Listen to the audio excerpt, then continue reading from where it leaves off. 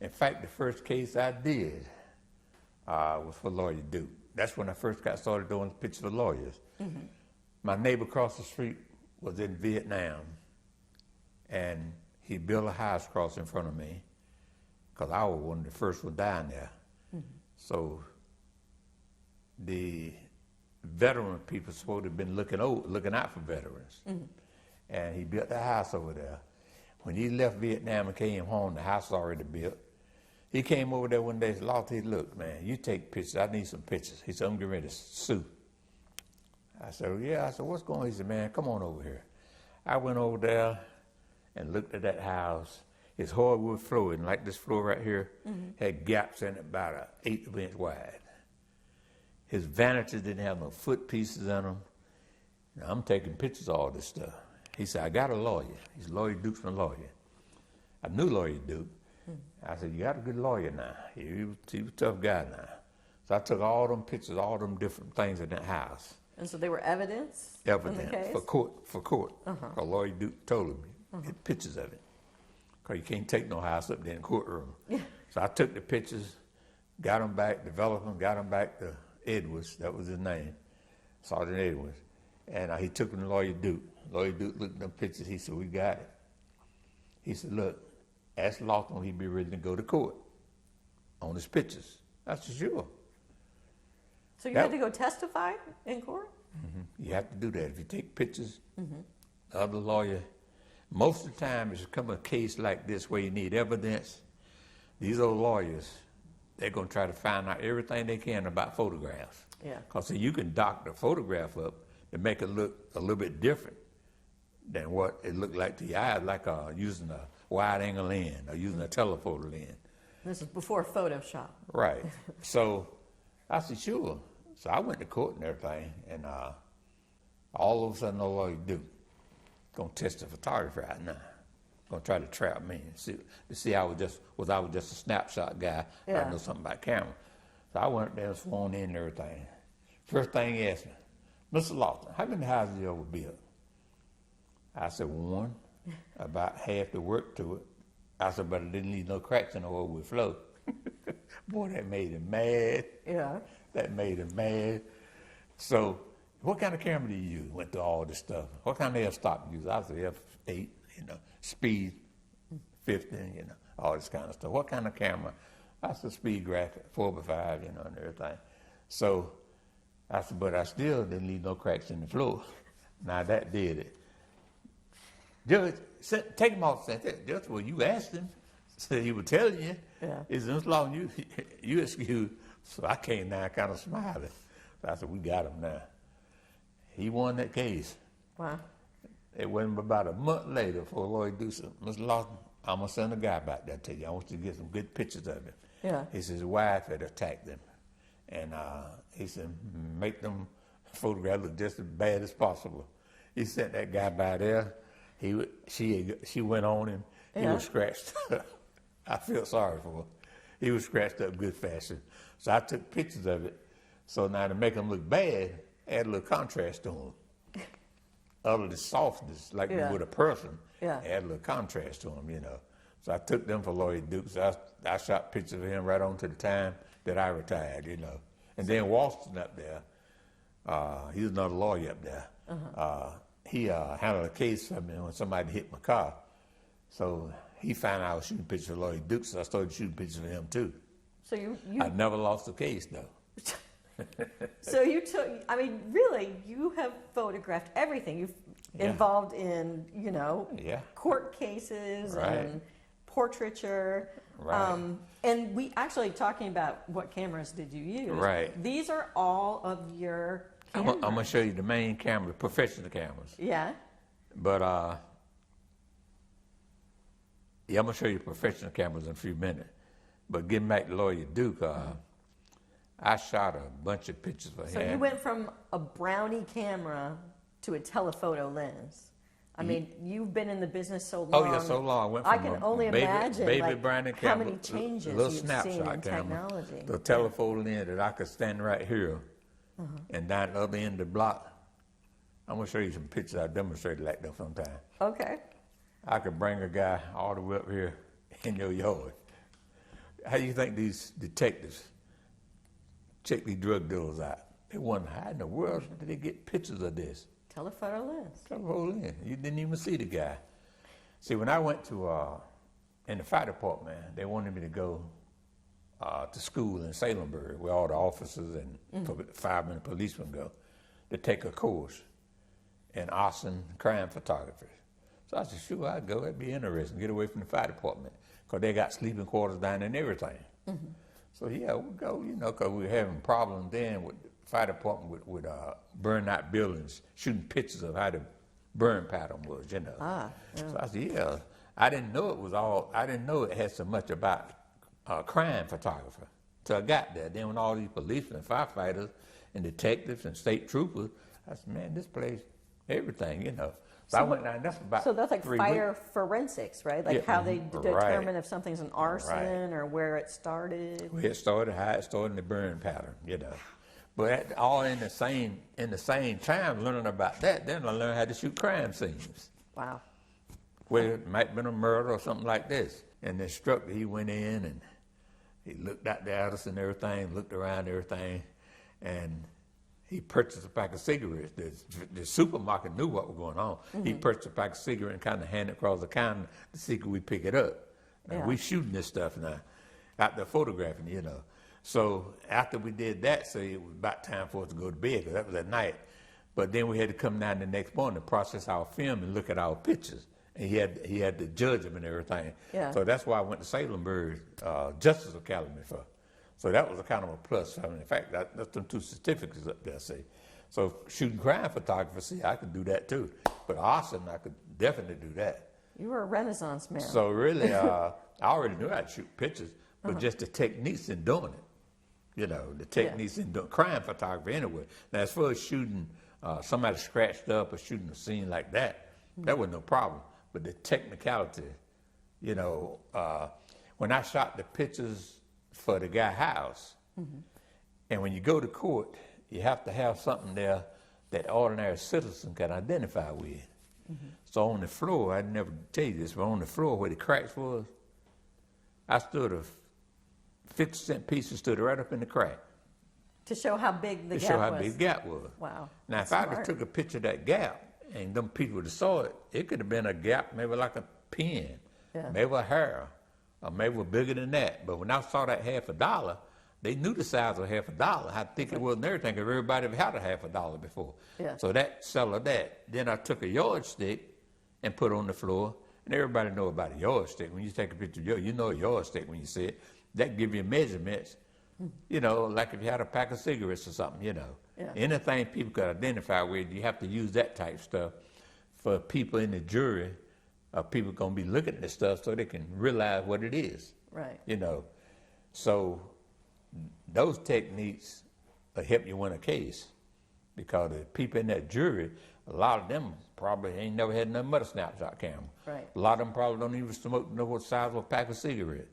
But I guarantee you this, they know what a yardstick is, because from the time they go to school, they know what a foot rule is and a yardstick. Right. And most of the time, they know about a 50-cent piece or either a dollar bill. So if you put a dollar bill on the floor and there's a crack down there, they can look at that dollar bill and say, I know about how big that crack is, I know how big that dollar bill is, you know. Right. Stuff, techniques like that, you know. Smart. So I was using them kind of techniques before I went to school down there, you know.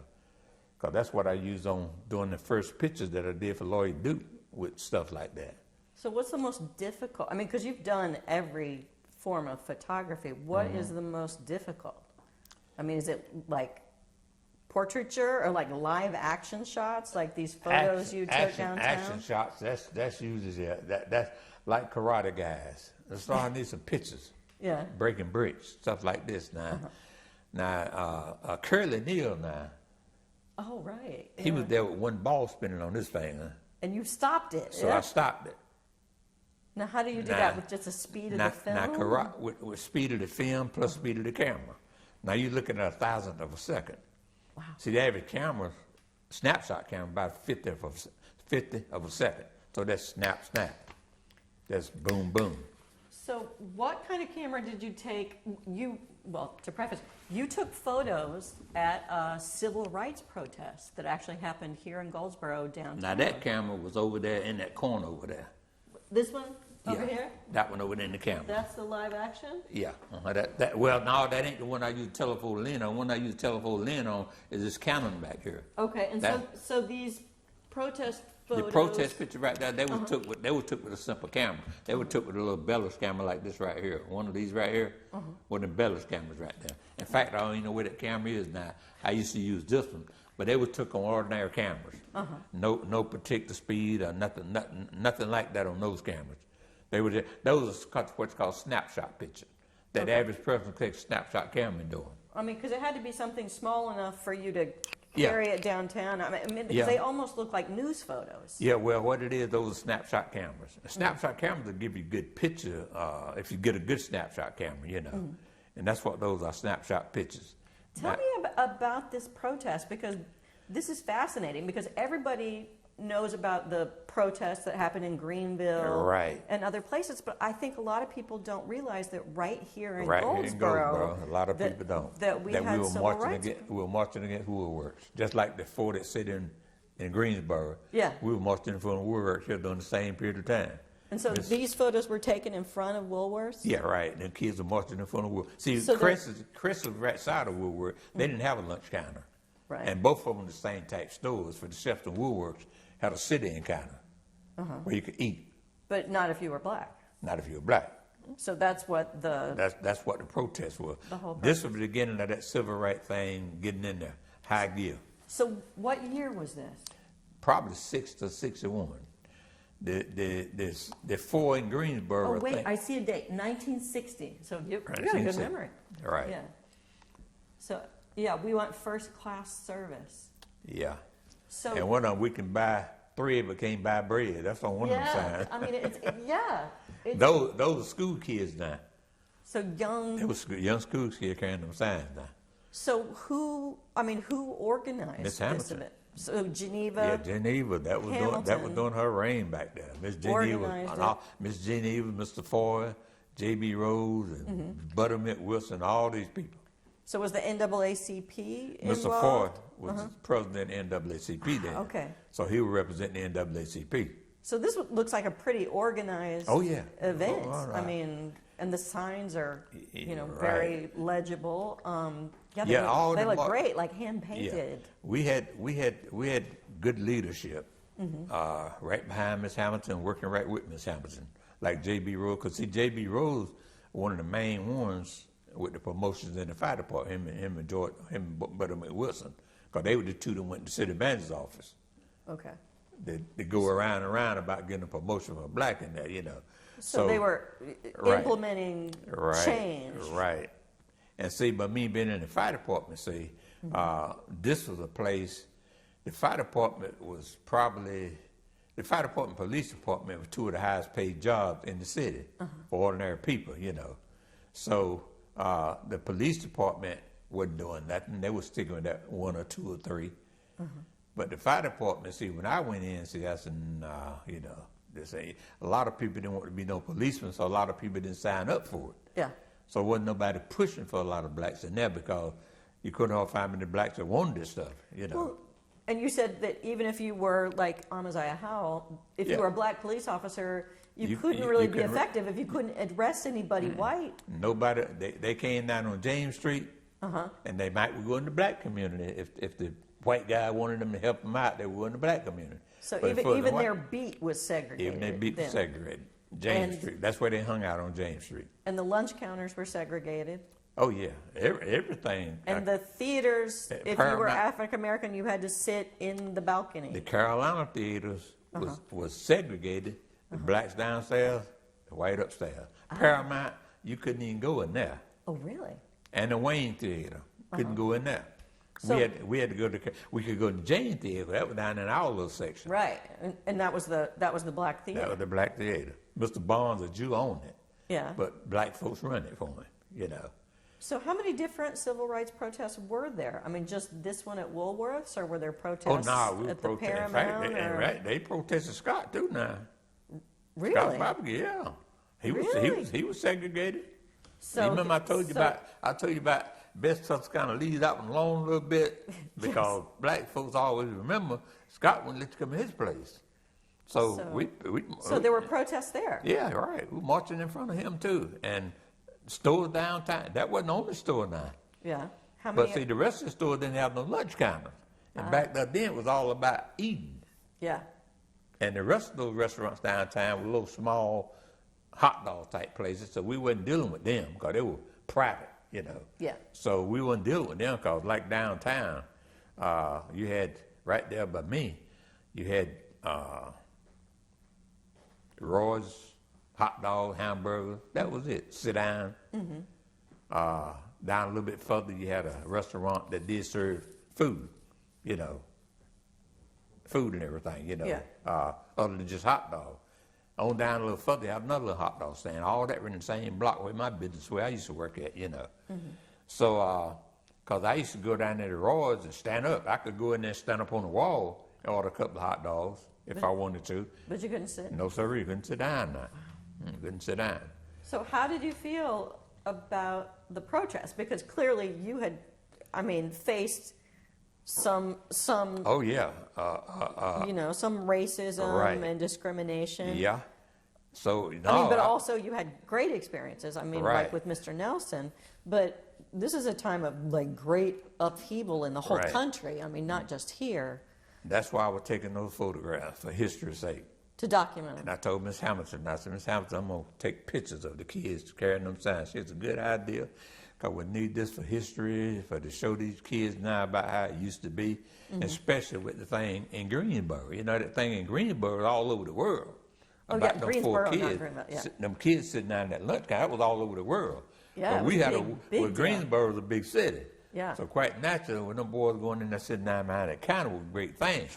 These kids right here, we wouldn't let them go in there sit down because they got beat up and this being a little small 2-cent city, so we went with the march outside. Yeah, this didn't get. I think it did get a little media. It got a little media, but not a whole lot. Not a whole lot. Not a whole lot. Other places did. But, so, do you think that it made a difference?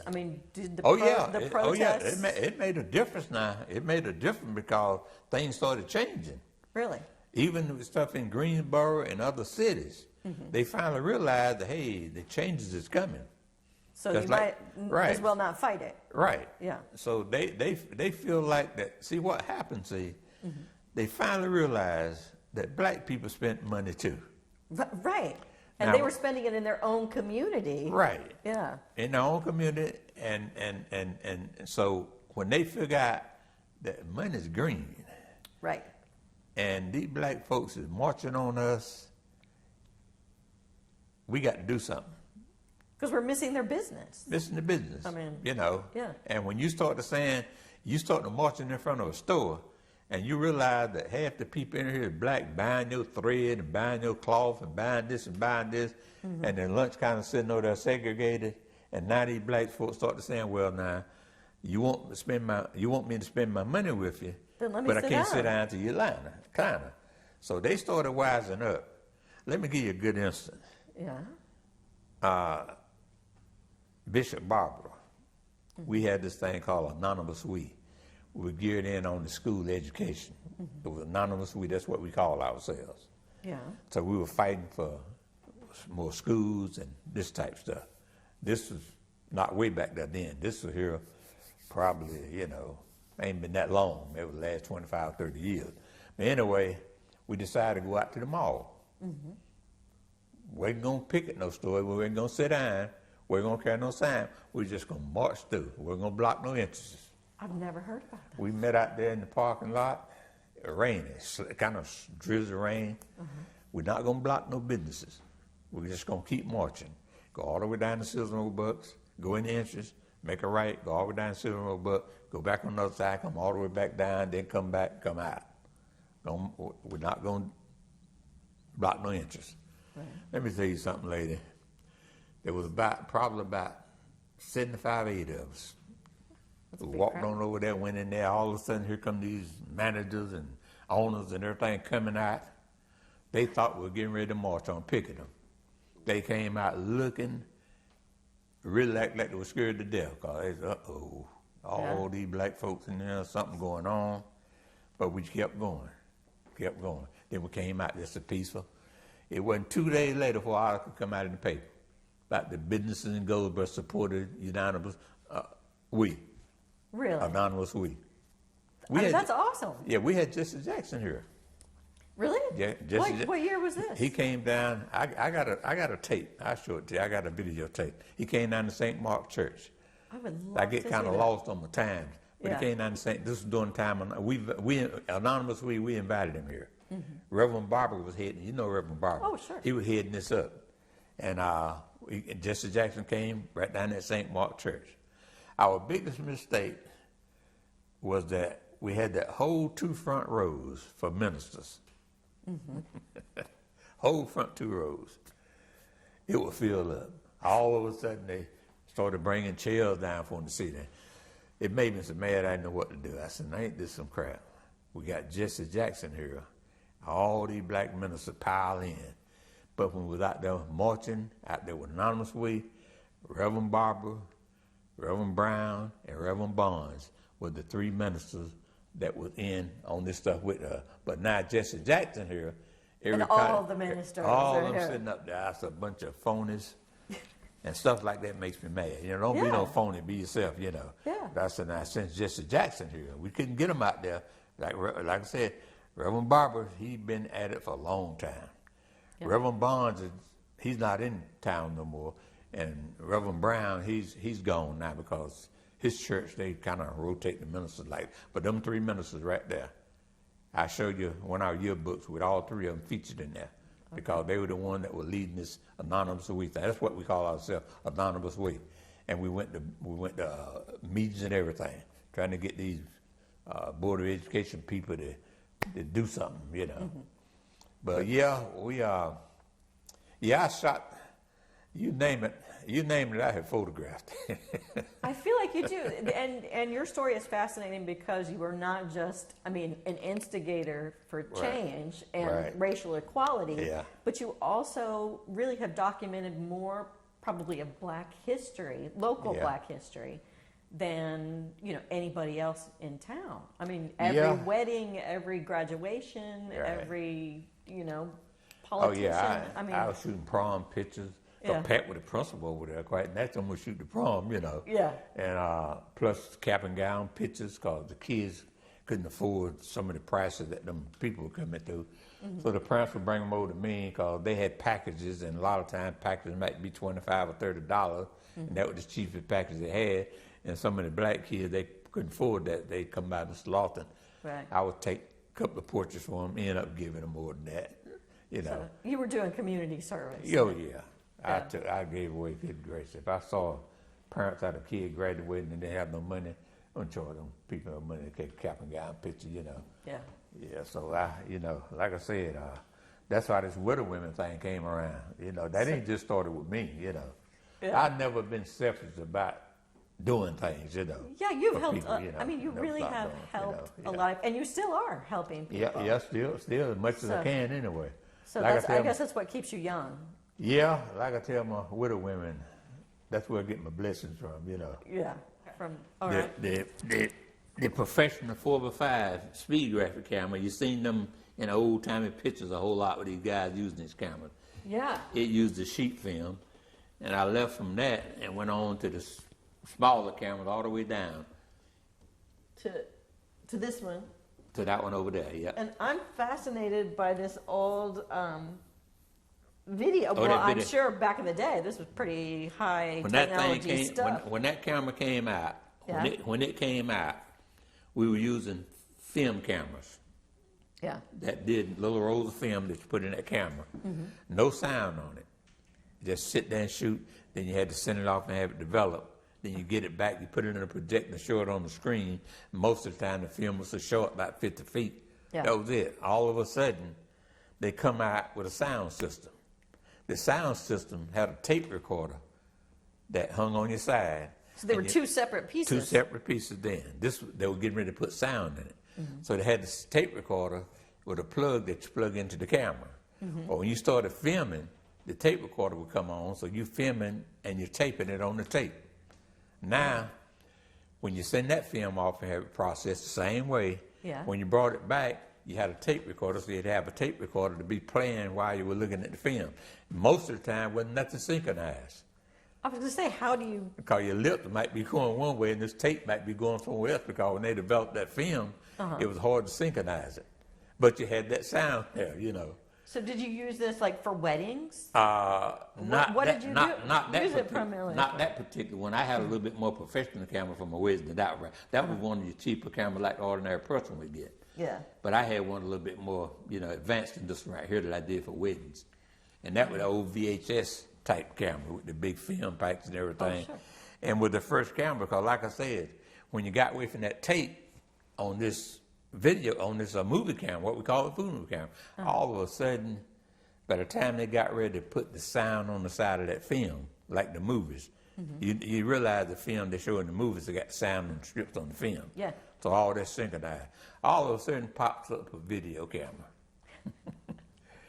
The movie camera just went bam, just like that. Yeah. The video camera was out there with a tape you could put in it and sound and everything with it. Wasn't the clearest of pictures, but it was something different than anybody ever had. Well, I think you were in the business so long Yeah. that you saw so much change Right. in the technology and the tools that you used. You got that right, because nobody didn't have no idea. You had the movie cameras from way back. Yeah. And the professional camera, the movies that, or you remember the silent film? They didn't have no. They didn't have the thing about putting sound on film then. But then later on, they figured out we could put a strip on the side of that film that would be the sound and everything would be in sync. Yeah. So if you clipped out some of it, it might would blink, but the sound was still picked up with the lips moving. So all of a sudden, they got rid of the old silent movies and come out with sound movies. So really, it got more and more complicated. Advanced. Just like more and more complicated and more advanced. Well, and lighter. Some of these cameras are really heavy. I mean, we put them in the exhibit. I don't really know. This one weighs a ton. Right. This video camera. I didn't know how I did this camera right here during a wedding. Oh, is that the one with the? That's the one with the this film plate, slides right. in. I had a pack of bulbs. I had a pack of film slides. And I had to change the bulb. Every time I took a picture, I had to change the bulb, put a slide in to cover that film, then pull it out, turn it over to shoot the other side.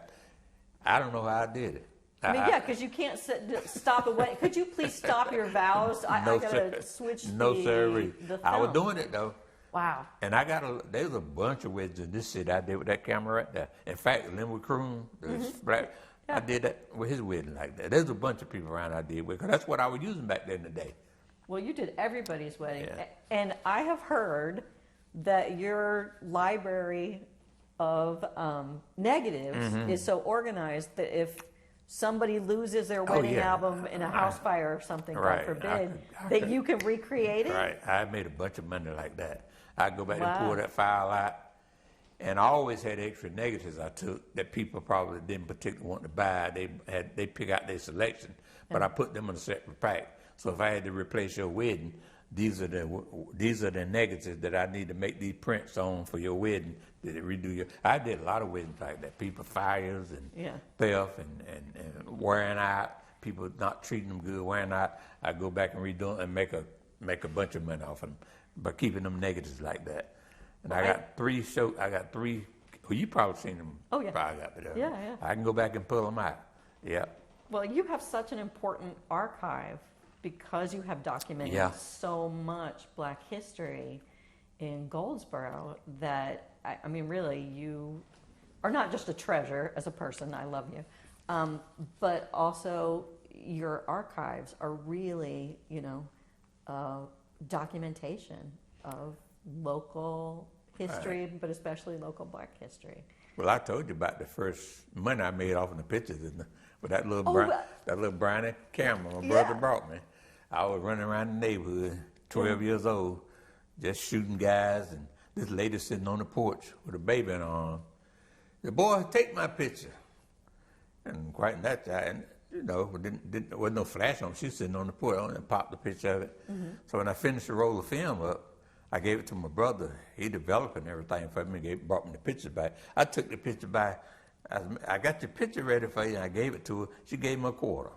So that's I wasn't going to charge her nothing, but she gave me a quarter. So that's when you became a professional That's photographer. that's when I found out it was the money in pictures, you know. And She so gave then me- you were hooked. and you loved it, and you can make money. That's on right. it. I worshiped that quarter. I wasn't going to charge her nothing yet, but she wanted to give me that quarter. So it was a good picture to her and her baby. Do you still have that quarter? And she gave me 25 cents. And back then, like I said, 25 cents go a long ways, you know.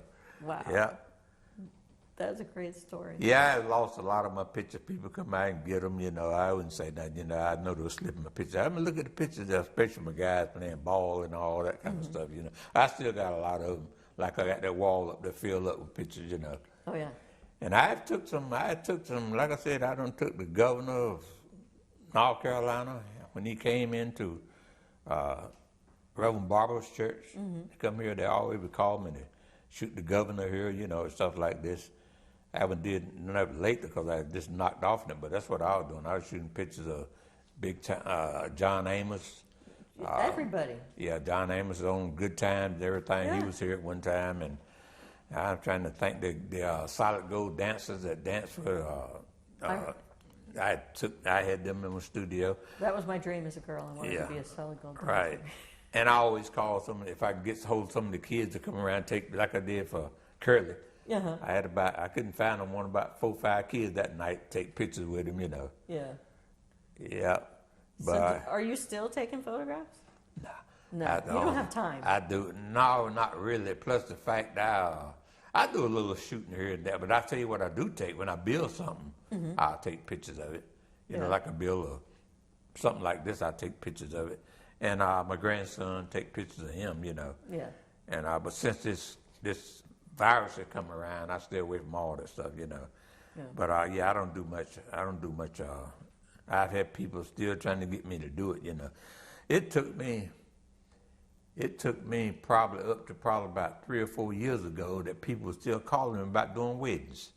I said, no, I'm not. I said, well, I heard that, but I had to check you out because I got a daughter. You took my daughter's wedding, and now I got a granddaughter getting ready to get married. And what used to make me feel so good is sometime I was doing weddings, and the bride said, Miss Lawson said, do you remember when I was a bridesmaid? No, I was a bridesmaid for so-and-so wedding, and that means she was a real big girl bringing her, throwing stuff around, you know. Here I am doing a wedding now. Wow. And a lot of stuff like that made me feel pretty good, you know. And I have people coming up to me right now, Miss Lawson, you did my wedding 50 years ago. I said, 50 years ago? That's when I was using that camera right there. Yeah. And I had a guy from the base out there at the Lumina, the last Lumina thing we had. He was showing pictures of his album. He came up to me, Miss Lawson, you remember these? I said, man, that wedding, I did that on the base. I said, man, I about forgot you. And stuff like that. And people come up to me right, I mean, white people too. And I said, I was doing a lot of white weddings too now. Yeah. There was a lot of white weddings. They found out how good I was and everything. About my prices was pretty good. And I was doing, you know, doing a lot of white weddings. Indians, I went to Raleigh to do a wedding, India people, wedding up there in Raleigh. See, people heard about me all over the place. I was in Durham, Raleigh, Kinston, Wilson. I mean, you are Fayetteville. I was from everywhere. Locally out of famous. Town, yeah. Everybody knows you. In fact, there's people. As long as I saw your album, I was stationed overseas, and I was at one of my friends' house, and they had the wedding album. This Miss Lawson did them in gold, but they're over there in Japan, you know. Yeah. Make you feel good like that when your stuff is all over the world like that, you know. Well, I think a lot of people think of you as like a member of their family because you've been involved in so many of those intimate family moments. I mean, generationally, like you're saying, like, you know, my mom and then me and then my daughter and I've gone through some generations now. You better believe it, because I think about some of them little girls back there was in weddings and everything. Here they are, married, got families, and sometimes I don't recognize the people. And Miss Law, you did our wedding. Now, when did I do it? Well, we've been married now for 30 years. I said, no, I can't remember back that far. Wow. You know, that's kind of getting back there. So and and like I said, just like Ernestine, I did her daughter wedding, Nancy's wedding, you know. Oh, I've seen those photos. They're beautiful. Yeah, so really, you know, and me and John were good buddies, you know. In fact, I'm getting ready now. Mr. Wooten, yeah. Yeah, I'm getting ready now to look in my files and come up with a picture. They want to put his picture down there in Dillard Miller School on Devereaux Street. He was the principal down there. Right, yeah. And they putting the principal pictures in there. So Ernestine called me. She said, look, bro, I want you to do something for me. I told them I was going to turn it over to you. They want a picture of John Henry Wooten down there. So I went down. I said, let me go down there and find out what they got. So I went down there the other day and talked with the new principal down there. He said, Mr. Lofton, I heard a lot about you. He said, these two of your pictures up here. And I said, yeah, Professor Brown, Dr. Dillard. Yeah. I copied them pictures, you know. I didn't take Dr. Dillard, but I copied it. But Professor Brown picture, you know. I said, well, I need to know what size you're going. I said, that's the size. He said, yeah, 8 by 10. I said, I get you one of John Henry Wooten to put up there too, because he was the longest principal down there at that school. Professor Brown was down there about a year. There was another principal down there about a year. Then John Henry went down there. He was down there forever, you know. Yeah. So you've done it's amazing how many different things you've done. But what are you proudest of? Are you proud of your photography? Or are you proud of, the change you've been able to instigate? I'm really proud. Racial. Yeah, I'm really proud of the gift that I guess the good Lord gave me about so many things I can do. And the stuff is just like the H.B. Brown Hall out there. Right. There were number 4 walls out there. And all the churches they hauling, not very many churches in go, but I don't have a portrait of the pastor in. Right. Big portraits, expensive portraits. Some of the churches I got, a lot of the ministers had 2 churches, you know. And one church, they get jealous because this pastor got their pictures. They want me to make a picture for their, church, Yeah. So stuff like that. And from way back, not just no 10 or 15 years. I'm talking about way back in the 50s. Yeah. I was doing big portraits. I was doing my own oil painting then too, see. I was doing my own oil painting because they always recommend pictures for church that want to be there for ever. Yeah. Oil portraits. Those pictures up there, those are oil portraits. They'll stay like that for the next 100 years. If they were natural color pictures, fade. They were natural color pictures, you might be lucky, but then again, you might start to see some fading. Yeah. And that's what I used to tell people. Oil painting is going to cost you a little bit more, but it's something going to be there. And them pictures right there, how old you think them pictures is? Good Lord, them pictures older than me you probably put together. Probably, yeah. But they still intact, the color's still in them because it's oil. And it's put on canvas, Yeah. So I was doing my own oil painting, but it's kind of hard on your eyes and everything, I had my oil set and everything. I learned that real quick because I always draw a little bit, But I was doing my own painting on my portraits and everything. So you've been so involved in documenting, the history of the town. Are that connection, is that important to you? Yeah, it really is because, like I said, I've been fortunate, and there's still a lot of stuff around that I was involved in. Still a lot of pictures around that'll be there forever. Yeah. And ain't a whole lot of people can sit back and say, well, there'll be something here after I'm gone. Right, yeah. Well, and we appreciate the History Museum so much. We appreciate your work. Right. Because you have, documented important events. So we have, firsthand primary sources of these events for preservation. So thank you so much for finally letting me interview you and kind of save some of this stuff for the future, just like your oil painting photographs. Yeah. So that years from now, hopefully, people they've heard your name, but they'll get to learn a little more about your work